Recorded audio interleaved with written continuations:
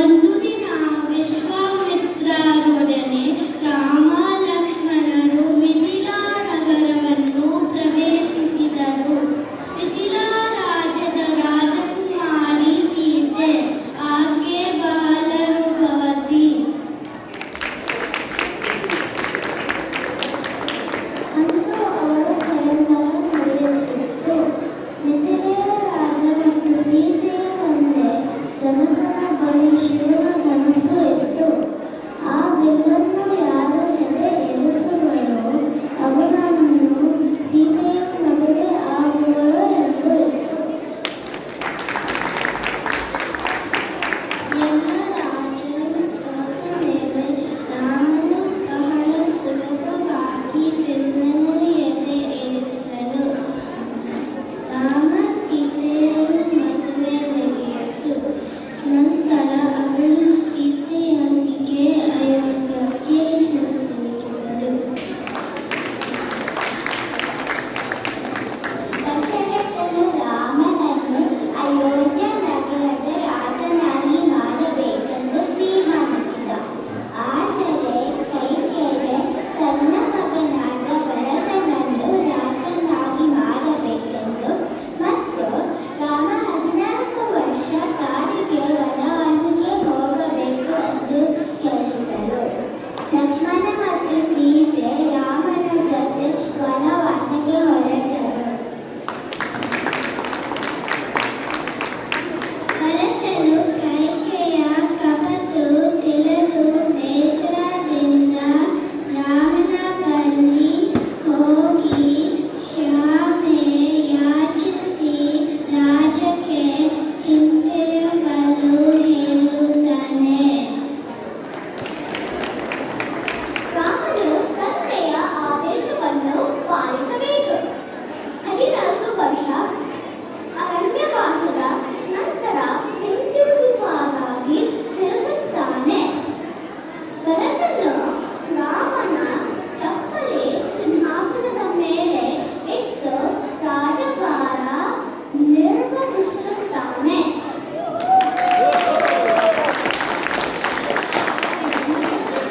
ಒಂದು ದಿನ ಶೂರ್ಪಣಖಿ ಎಂಬ ರಾಕ್ಷಸಿ ಕಾಡಿನಲ್ಲಿ ರಾಮ ಸೀತೆಯರನ್ನು ಹೋದವಳು.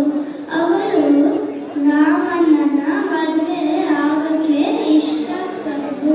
ಆ ವಿಷಯವನ್ನು ಅರಿತು ಲಕ್ಷ್ಮಣ ಬಹಳ ಕೋಪದಿಂದ ಮೂಗನ ಕತ್ತರಿಸಿದನು.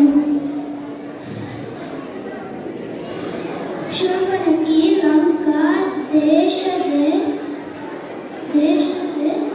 ರಾಕ್ಷಸನಾದ ರಾವಣನ ತಂಗಿ. ಅವಳು ರಾವಣನಿಗೆ ಎಲ್ಲ ವಿಷಯ ಹೇಳಿದಳು. ರಾವಣನಿಗೆ ಸೀತೆಯ ಸೌಂದರ್ಯ ಬಗ್ಗೆ ಕೇಳಿ ಅವಳು ಮದುವೆ ಬಯಸಿದನು. ರಾವಣ ಸನ್ಯಾಸಿ ವೇಷದಲ್ಲಿ ಬಂದು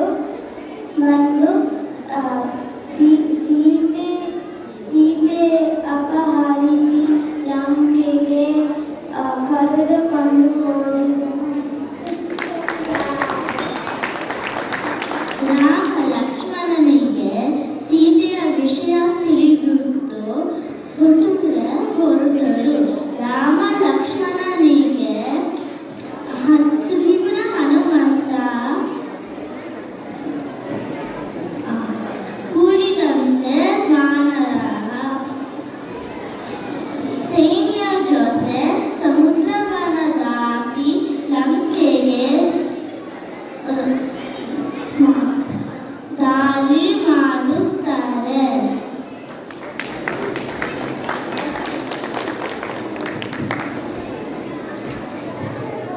ವಾನರ ಸೈನ್ಯ ಮತ್ತು ರಾಕ್ಷಸ ಸೈನ್ಯಗಳ ಮಧ್ಯೆ ಭೀಕರ ಯುದ್ಧ ನಡೆಯುತ್ತದೆ. ಭೀಕರ ಕಾಳಗ ನಡೆಯುತ್ತಿದ್ದಾಗ ರಾವಣನ ಮಗ ಇಂದ್ರಜಿತ್ ಯುದ್ಧಕ್ಕೆ ಬರುತ್ತಾನೆ.